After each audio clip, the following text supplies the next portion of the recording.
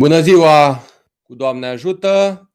Sunt Viorel Ghica, ortodox antisistem și vă propun o viziune ortodoxă asupra lumii și expunerea tainei fără de legi. Lumea ca o pușcărie, Bill Gates și Rockefeller ne-au profețit, atenție, ne-au profețit în ghilimele, da, pandemia, Pentagonul, anarhia urbană. Obiectivul ambelor, dictatura globală, da? Un material foarte interesant, da? Sunt materiale oficiale, atenție, da? Sunt materiale oficiale, nu sunt vorbe. Despre ceea ce se întâmplă acum în SUA, de mai mult timp în Europa, în paranteză, cu o pauză provocată de pandemie, atenție, pandemie, atenție la cuvântul pandemie. Pan este un zeu, da? Pan este un zeu, zeul Pan, pentru cine a auzit.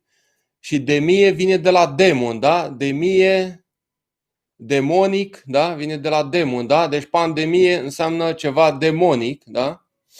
Deci ceva provocat, așa, dar cu curândă reluare mai mult în forță pe fundalul căderii economice masive. Am închis paranteza. În curând, în întreaga lume se discută de ceva vreme. De asemenea, există voci care susțin cu argumente foarte serioase și cu suportul fără dubii al modului în care au acționat concertat mai toate statele lumii în recenta pandemie, în ghilimele, că toate aceste mișcări de amenințare biologică, de anarhie și terorism, de prăbușire economică, resimțite doar de mase, nu și de bogații care, în mod paradoxal, își multiplică averile după ce dau faliment, toată această desfășurare de scenarii și evenimente generatoare de incertitudini, panică, teroare, nesiguranță, dezorientare sunt parte a unui război total al guvernelor sub conducerea mafiei bancare globaliste împotriva propriilor popoare pentru a netezi drumul către statul autoritar mondial în noua ordine mondială. Un al treilea lucru pe care vreau să-l semnalez este acela al straniei combinații dintre prezicerile, în ghilimele, acestor lanțuri de efecte și evenimente, uneori cu mult timp înainte, venite chiar din zona puterii, și nepregătirea totală a structurilor de stat pentru a le face față atunci când previziunile se împlinesc. Ceea ce ne duce cu gândul la două înțelesuri.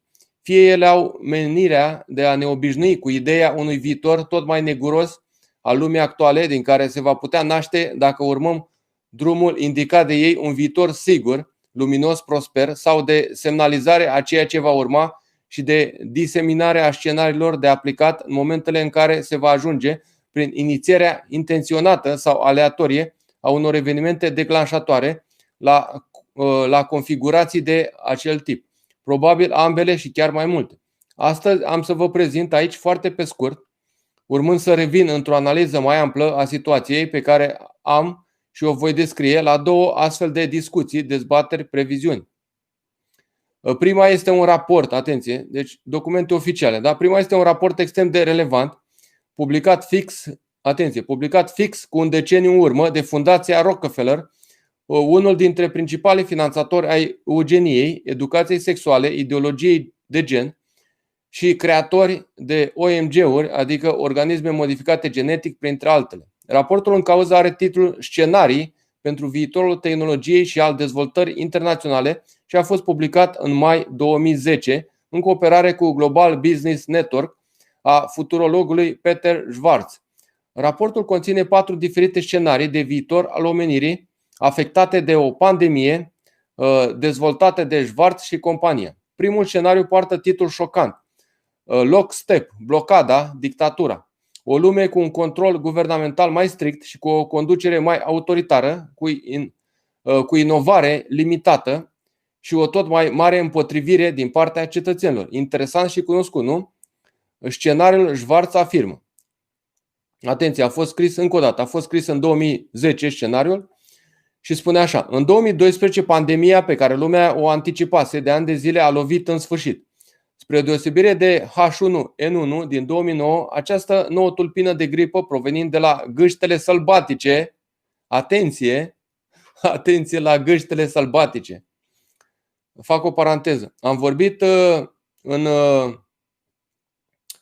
în emisiunea despre coperta revistei The Economist, Economistul, da?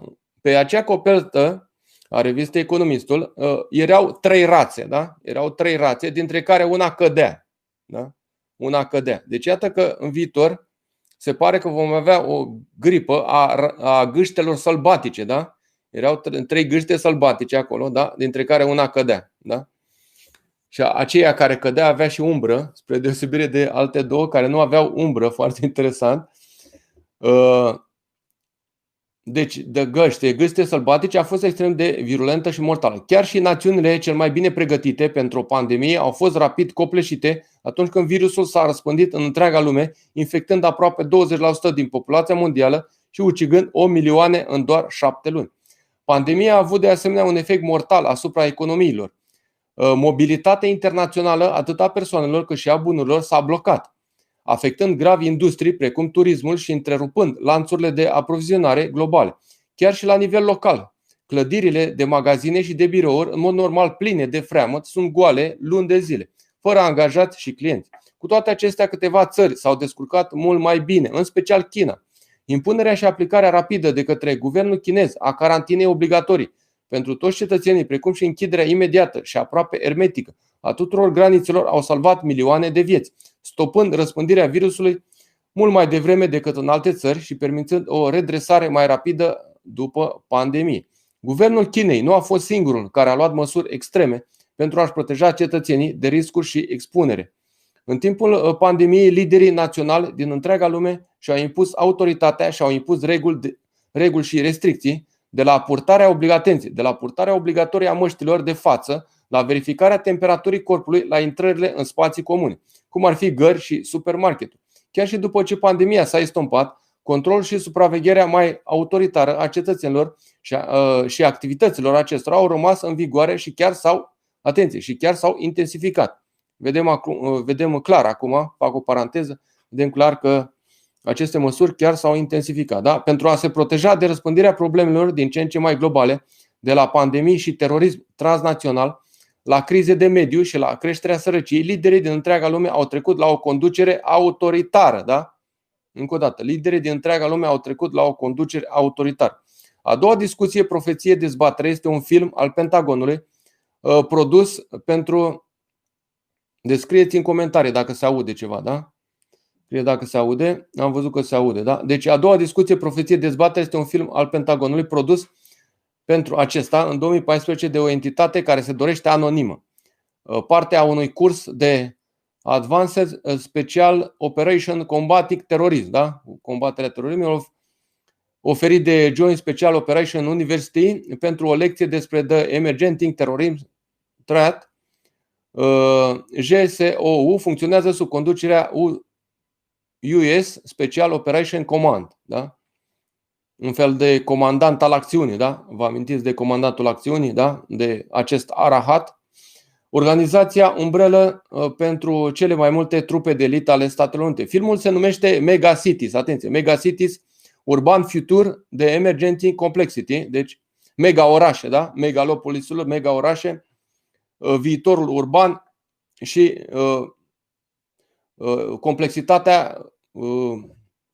complexitatea asta serviciilor de urgență, să spunem, serviciilor de urgență. Dar are 5 minute și ne prezintă un posibil viitor la nivelul anului 2030, în care principala provocare de securitate sunt mega orașele, spații pentru care, se spune în el, armata nu este pregătită să facă față unei serii lungi de amenințări. Atenție, care sunt amenințări? Rețele criminale, da? Rețele criminale, infrastructură care nu corespunde standardelor, tensiuni religioase și etnice, sărăcire, mahalale, depozite de deșeuri deschise, canale de evacuare supraîncărcate și o masă tot mai mare de șomeri.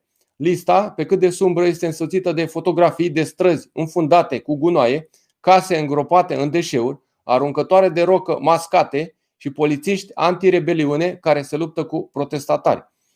Aceasta fiind realitatea prevăzută de producător, armata trebuie să ia măsuri pentru a-i face față. Iar realitatea pare că bate din nou ficțiunea și scenariul și vine, ca și în cazul pandemiei lui Gates, mai repede decât era prevăzut. Asta dacă e chiar acea realitate sau doar o repetiție generală cu spectatori. Mai mult, Filmul afirmă fără ezitare că dezvoltarea va spori separarea tot mai mare dintre bogați și săraci, că unii puțini se vor îmbogăți tot mai mult, iar cei foarte mulți vor sărăci. Și nu e vorba numai, adică și polarizarea și amenințările, tot mai multe elemente care conduc către ideea că ceea ce se întâmplă acum în orașele americane este parte a unui scenariu complex de creare a anarhiei, divizare și enclavizare, distrugere economică, blocarea orașelor și distrugeri ale revoltelor care urmează după blocarea și distrugerea pandemiei. Practic o permanentă blocare din care să reiasă necesitatea unui regim autoritar care să folosească toate mijloacele tehnice noi care stau la îndemână, adică starea de urgență, de necesitate, de asediu, instituirea legii marțiale ca noul cadru zilnic al existenței noastre. Foarte tare, da? Hai să vedem ce zice lumea aici. 50 de persoane și da, cred că se aude așa. Stai așa. Un moment să dau mai mare asta.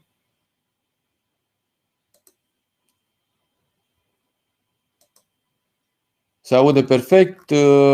Da, Cosma, se aude perfect. Loredan Sărau, Doamne ajută. Tube, Doamne ajută. Da, Cosma, Doamne ajută tuturor dremăritorilor creștini. Sebastian, Doamne ajută. Ionut Mihai, Doamne ajută. Viorel, Doamne ajută tuturor celor care sunteți aici cu bună intenție. Tube, plandemia, da? Plandemia sau pandemia. Pan, da? Pan, zeul Pan, da? Cine a auzit de zeul Pan, dacă nu ați auzit de zeul Pan, intrați pe Google și căutați. Demia vine de la demon, da? Emi, Hristos a înviat, adevărat a înviat, Doamne ajută tuturor. Luchi, Hristos a înviat, Tube, ne bagă ăștia iar în starea de urgență, da? La Dedem a început iară termoscanare, evident că da. Asta este planul. Părinte, salut Viorel, revista Economistul în 2019 a avut pe prima pagină un pangolin și 4 cavaleri ai Apocalipsei. Un cavaler fiind statuia libertății cu o mască chirurgicală pe față. O să las pozele în comentariu. Da, foarte interesant, da. Da, un pangolin, pentru că au spus asta este o minciună, da? Asta este o minciună cu pangolinul. De fapt, acest virus a fost creat în laborator, iar pangolinul este o mască, da? Deci ei au vorbit despre pangolin, că tot virusul ăsta provine de la pangolin. În realitate nu este așa. Este o diversiune, da? O diversiune clasică, da? Valentina Ioana, Doamne ajută tuturor creștinilor ortodoxi, slavă lui Dumnezeu pentru toate. Florinte, o să las pozele în comentariu pentru data de 11. Am observat că orice detaliu cât de nesemnificativ din revistă, aia trebuie observat și analizat la cel mai mare detaliu. Evident că da, toate detaliile din revista Economistul sunt importante, pentru că practic ceea ce se pune acolo este important. Deci acolo totul este important, chiar și detaliile care nu par importante. Valentina Ioan, Doamne ajută, se aude perfect. Nicolae, Doamne ajută, Hristos a înviat. Se impune o dictatură medicală. Da, o dictatură medicală și mai mult. O dictatură biometrică.